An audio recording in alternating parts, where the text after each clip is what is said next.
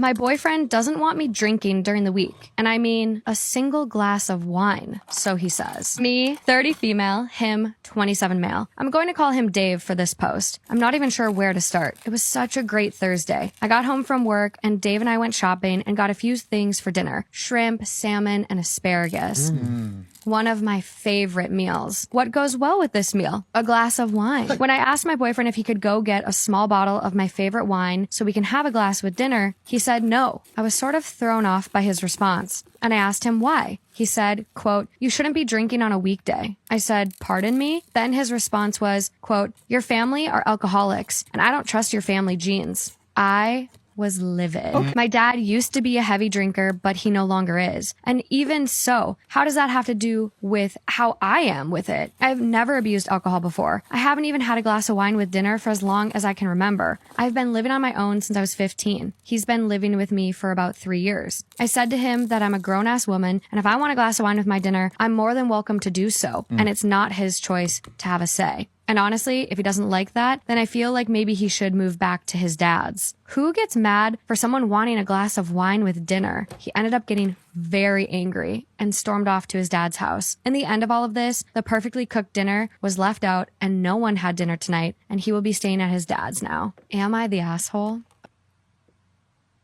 Am I wrong for telling my cousin that the baby name she picked is an insult? I, 25 female, attended my cousin Ellie's 27 female baby shower and gender reveal party. It was a lovely event and things went off without a hitch. When the baby's gender was revealed, she's having a boy, Ellie also told everyone about the name that she and her husband had picked. I thought nothing of it as the name isn't anything unique or strange in any way. Her now last name is a bit unique, but nothing that would attract attention or ridicule. She hadn't told me prior to the baby shower which names they were thinking of. After the baby shower, I went home to my boyfriend and I's apartment and told him about the baby's name and gender. He laughed. When he stopped, he explained that the baby's first and last name when said together is an insult in another language. When I asked him for the translation, he got his phone and said it would probably be better to show me. He called one of his friends and he was put on loudspeaker. His friend hadn't even said hello when he said the baby's name. The reaction was instant. They all started shouting and cussing him out, and all while my boyfriend is laughing his butt off. I got the phone and told them the situation, asking what the names meant. I knew all the people who were there. They also burst out laughing. When they stopped, they apologized, cussed my boyfriend out again, and explained the insult and its very severity. When they stopped, they apologized, cussed my boyfriend out again, and explained the insult and its severity. It is a very big insult in a language that they speak, which is rare here, but is a major language in a specific part of the world. When the names are put together, it's the kind of insult that can immediately start fights. It's not said as two separate words, but it's one word. Even when you split it up, it's still obvious that it's a particular insult. It basically talks about one person's mother's private parts. They all suggested that I tell my cousin because while there's no guarantee that the baby will ever meet someone who speaks the language, it would be better to at least inform Ellie. On Sunday, my boyfriend and I went to go see her with her favorite snacks, hoping that it would at least help put her in a better state of mind. We chatted and had fun, and after a while, when we saw that she was happy, we, as gently as possible, explained that the baby's name is an insult and its meaning. She was absolutely livid. Ellie yelled at us, saying that we were trying to ruin the name she had picked out and called me spiteful and jealous. We tried to explain that we meant no harm or disrespect, but she wouldn't hear us out and told us to leave. Shortly after, my family and several friends started messaging me saying I was cruel for upsetting Ellie. I don't think we did anything wrong, but the backlash is a lot. Am I the asshole? My 28 female best friend, 28 female, kissed my husband, 27 male, and it's destroying me. How do I proceed? Originally posted June 28th, 2024. I, 28 female, have been with my husband, 27 male, for 6 years. Married for 4 years, and we have 2 kids, 3 female, almost 1 female. Everything in our relationship is perfect for us. He's the best husband and father to our kids that I could have asked for. I am absolutely in love with him, and his actions and words have always shown me that he feels the same way. There's no better feeling than going to sleep in his arms every night. Last weekend, my husband and I had some friends over, and we were having a barbecue. We were all outside in the backyard surrounding my husband, who was on the grill. As the food got closer to being ready to eat, we all started sitting at our backyard table. Once the food was all ready and at the table, my husband went inside to use the washroom and to get another case of beer. I didn't realize that my best friend, 28 female, had followed him. When he was coming back out, my best friend hid behind the wall separating our kitchen and living room and surprised him by pulling him in and forcing a kiss. My husband immediately pushed her back and yelled, "What the f***?" She immediately started crying and ran out of the house and left. My husband came back into the backyard and asked to speak to me privately and immediately told me what had just happened. Time out. I was shocked and told him that it would be okay and that we could talk after everyone else left. I managed to put on appearances for the next couple of hours, but I was mentally distraught. After everyone left, my husband sat me down and told me what happened and showed me the footage from our living room camera. It was exactly as my husband had described it. My best friend of 10 years, the person who I treated as my literal sister, forcibly kissed my husband. After the third date with my husband, she was the one I told I was going to marry him. She knows how much I love him and how strong our relationship is, and still she chose to try and come in the middle of it. For f***'s sake, our 3-year-old calls her auntie. My best friend tried showing up the next day just to talk, and my husband had to hold me back from beating the shit out of her, and he kicked her out and told her not to come back. It's been almost a week now, and I'm nowhere close to moving on. I don't blame my husband one bit. He's completely innocent in this, and if anything, he's the victim. I've been lying down on my husband's chest and just crying every day and night. I'm so angry and frustrated and don't know what to do. My husband has been amazing, and like always, he just gets it and understands how I'm feeling. He brought me flowers almost every day and cooked my favorite meals multiple times in the last few days. I love and appreciate him all the more for it. I just don't know how I'm going to move on and trust any of my friends again after this. Here's the update, July 1st, 2024. After reading a lot of the comments, I realized that it was possible that my husband was having an affair with my best friend, and he knew about the camera and acted accordingly to make sure I didn't suspect an affair. Her running out of the house crying, my husband showing me the footage before I asked, and his love bombing would all make sense if he was cheating with my best friend. I can't be with a cheater, and I had to make sure my husband was loyal to me. On a side note, I made sure that my husband was okay and well after being forcibly kissed, and he said he was fine, and he didn't feel assaulted, and it was just a kiss. He said that he was just worried about me because he knew how much this friendship meant to me. Over the weekend, I looked through my husband's phone and laptop while he was doing yard work. Both of us had full access to each other's phones, and I didn't find anything out of the ordinary in my husband's phone. I checked his messages, WhatsApp, social media, and deleted messages folder. There was nothing suspicious on his phone or laptop. The morning after my husband left to go to work, I arranged for our next-door neighbors, a friendly elderly couple, to watch the girls for a couple of hours, and I went to my best friend's place without telling her I was coming. She works afternoon shifts, and I knew she would be there in the morning. She let me in and seemed scared, and I demanded to know the truth. She said that she had always been really attracted to my husband, and she had tried making advances before, but my husband had always just shut her down. She admitted to being jealous of me and my perfect life with my husband. I should have seen the signs earlier. When our firstborn was learning to speak, my best friend would always try to get her to call her mama. When she held our daughter for the first time, she accidentally sat in my husband's lap. She has been trying to replace me for years, and I never noticed until my husband kept rejecting her advances because he only wanted me. She said that she had drank more than she should have at the barbecue, and she decided to try her luck when she saw my husband was going inside alone. I forced her to show me her phone as well, and again, there was nothing implying an affair, and all the messages appeared to line up with my husband's phone, so I knew there was nothing deleted or manipulated. She apologized profusely and asked me not to end our friendship over this. I told her that she's nothing to me, and she could have been happy for me, and I treated her like a sister all these years just for her to try to steal my life. Now, I know for sure that my husband never cheated. The guilt for doubting him is eating me up. If I tell him that I snooped through his phone and laptop and met up with my ex-best friend to verify that he wasn't cheating, it is going to impact our marriage, and he'll be very disappointed in me for not trusting him, and if anything, he will lose trust in me. If I don't tell him, the guilt is going to continue eating me up. I never lied or kept secrets from him before, and I don't want to start now, but this is an impossible choice. He's only ever shown me how much he loves me and cherishes me, and he doesn't deserve to be treated like this. I will update more when I tell him the truth. Update 2. I told my husband everything. That I looked through his phone and laptop, that I confronted my ex-best friend. I showed him both Reddit posts and told him that even a few comments that speculated he was having an affair made me paranoid, and I acted on it. I apologized to him for doubting him and thanked him for always being an amazing husband and always turning down her advances and for spoiling me, especially when I was down. He said that he understands, and he should have told me earlier about her trying her luck earlier. I'm also starting therapy next week to figure out my paranoia and trust issues, process the end of my friendship, and in general, try to get into a better mental space so I can be better as an individual, wife, and mother. Relevant comments here. Well, I don't know why you suspect your husband in the first place. Just seek therapy. You need it. Best of luck for your life moving forward. Cut that shitty friend out. She is never your friend. Original OP. I am looking for therapist. She's no longer a friend. Okay. Tell you how I ended my 13-year relationship a few months before the wedding. This is actually my first time talking about it, but it's been some time now and I've healed, so I feel comfortable talking about it now. So a little backstory, I was with my ex for 13 years and engaged for a year. That's already a red flag. Why were we dating for an entire decade without tying the knot? But that's a whole nother story. So I met him my senior year of high school and he was just starting college. He was friends with my sister, so that's how we met. My parents loved him. I loved his family. So he finally proposed and I was literally over the moon. I had dreamt of this day my entire life, our entire relationship. So after the proposal, we did have an engagement party. So now it was time to plan the wedding. We went and looked at some venues, fell in love with one. We booked immediately. We had also booked a wedding planner and a caterer. And I decided that I was going to go to Pakistan with my mom to do all of the wedding outfits.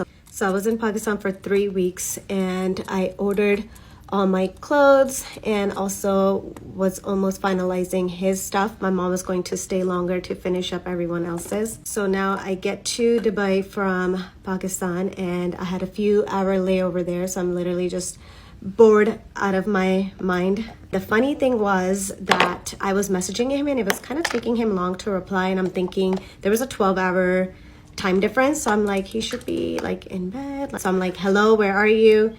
And he's like, hi. And then he calls me a little bit later and then we talk and everything, and I'm about to board the flight. So then I tell him like, okay, I'm about to board, so I'll talk to you later. And he's supposed to be picking me up when I get home. Why am I shaking telling this story? Like, what is wrong with me? I'm totally okay now, but I don't know, just nervous. So I'm waiting to board my 13-hour flight from Dubai to SF, and I never checked my DM request on Instagram, and I don't know what told me that night. So I go to it and I click on the first request. It's from a girl, and as soon as I read the first few words, you guys, the way my heart literally sank, I cannot explain that feeling. My worst nightmare just came to life. So basically her DM said, your man wasn't fishing last night.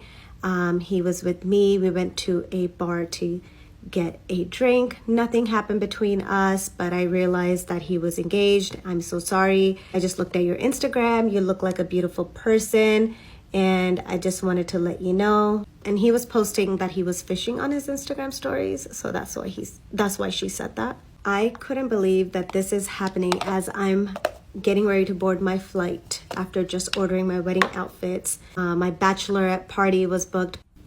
Everything was booked. So my first thought was like, damn, I don't really want to seem insecure, like I don't trust my man by messaging her, but like I didn't. So I just replied, do you have proof? That's all I said. My heart was racing. I felt so sick to my stomach. Like I can't even explain. So I called him back immediately. I got out of the line to board and I called him, and he's like acting casual. Obviously he's like, what's up? And I was like, so what were you doing last night? And he's so confused because we had just got off the phone, and he's like, what do you mean? I told you I went fishing. And then I was like, okay, and before you went fishing? And he's like, oh, I went to blah blah blah bar to get some drinks with so and so. And he's like, why? At this point he already knows that I know something, because why did I just call back to question him? So I asked who was he at the bar with, and he named his friends, and I was like, no, who else was there? He's like, just us. You're crazy. What's wrong with you?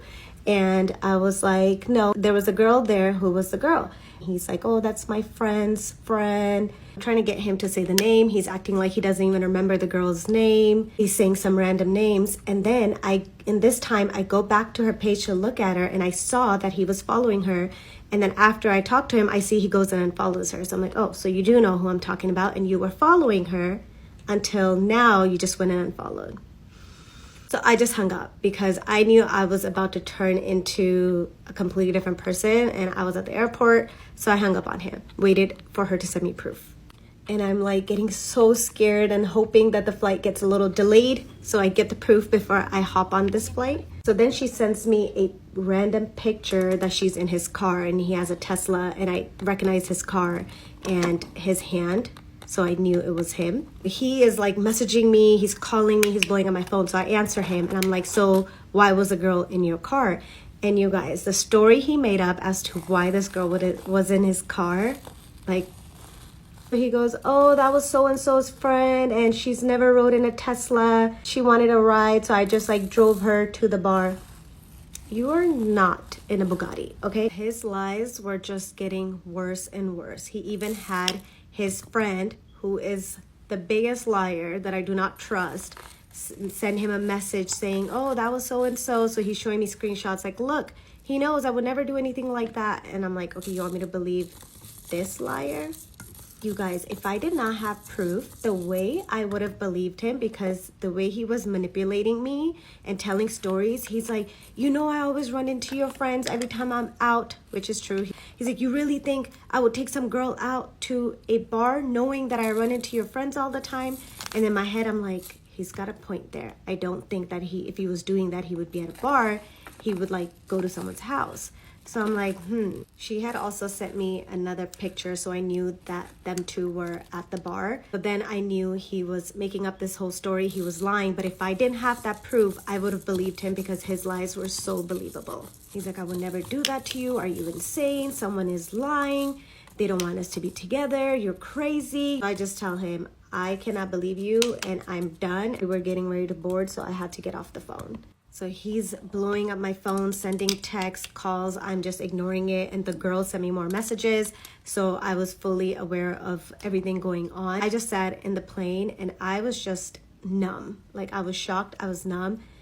I couldn't even begin to process what the heck was happening with me. That entire flight for 13 hours, I just sat there like this. I didn't even recline my seat. I sat up straight like this for 13 hours. I just closed my eyes because I didn't want to be bothered. I did not sleep. I didn't listen to my music. I did not use the bathroom. I did not drink water, food, nothing. Kept hoping that I'm dreaming. This is a nightmare and I'm going to wake up any second. The guy on the plane next to me was so freaking nice, you guys. He tapped me to wake me up for a meal. I had already missed breakfast and lunch, and this was dinner time. So he tapped me. He's like, oh, you've been missing meals, so I got you a plate. And I was like, oh, thank you so much. And he's like, you took something? And he had an accent, so I couldn't understand. So I'm like, huh? He's like, you took something to sleep like that. And I was like, oh no. And he's like, all natural? And I was like, yeah, natural. He was literally concerned for my livelihood. So I didn't want him to think I was some psychopath. So I tried to eat my meal and I literally felt like I was going to throw up. I had to stop. Okay, fast forward. I'm in SF, the worst 13 hours of my entire life, to say the least. I'm like, I don't know what to do. I don't know if to still have him pick me up. I still had one more flight to go. So I messaged him saying, do not pick me up. I'll figure it out. And then I was like, okay, pick me up from the airport, because I'm like, I just need to deal with this. So I finally land home. He texted saying that he's here. He's going to park and come to baggage claim. And I'm like, no, why would you come to baggage claim? Just wait for me, pull up. I'm just going to come. Like, I don't want you to come inside. And then he's like, my mom is with me too. I'm sorry, what? He says, oh, I'm going to take my mom to the sister's house and she's near you, so we're just going to drop her off. But I know what he was doing there. Like a zombie. Not only I haven't slept in 30 plus hours, I also haven't ate. My eyes are bloodshot red. And then I walk down and he's standing there with flowers and his mom is smiling, and God bless her. I literally love her. I hugged her and I didn't hug him. She immediately knew something was up because of our body language. And she didn't speak English, so she didn't really know the few words that I said. I just said that, yeah, that's my bag. So basically in the car ride, he's trying to sweet talk. Let's drop her off first and then we can talk. And I was like, no, drop me off first and do not come back. I'm done. So he drops me off basically, and he's begging to come over and talk. He said he can explain himself. It's not what it looks like. He's still not admitting, and I still haven't told him how I know. So in his head, he thinks that somebody saw them there. So he's coming up with the story oh, I was there with friends. It wasn't just me and her. I very quickly realized this man has no guilty conscience. The fact that he did that and he was still following her says a lot about him. He didn't even care to remove her until he got caught. The amount of lies this man was telling to save his life, swearing on his mom, and so finally, I decided to send him a screenshot of their DMs that she sent me. And his whole storyline changed. And then the way he still tried to manipulate me, try to put it on the girl, like, oh, I wasn't even into her. I was texting you while I was there, and she got angry, and now she's messaging you. It's like, sir, we're not discussing her. We're discussing your actions. You very much yourself messaged her, asked her out, took her out to have a drink. We're talking about that. Then he had the audacity to say, don't do this. We are getting so close to getting married. Like, we cannot do this. I'm like, I don't do this. You did this. Like, be so fucking for real right now. I was just losing my shit. It's like, we're so close to getting married. We're gonna have it all. I love you so much. I would never do that to you. You would never do that to me. You just did that to me. I haven't told anyone in my family yet. I messaged his sister. She was messaging me if I'm back to let's grab dinner. So I made plans with her. I wanted to tell her. His sister was the first person I told. We went to dinner. I'm like acting casual. Like, you guys, I felt numb.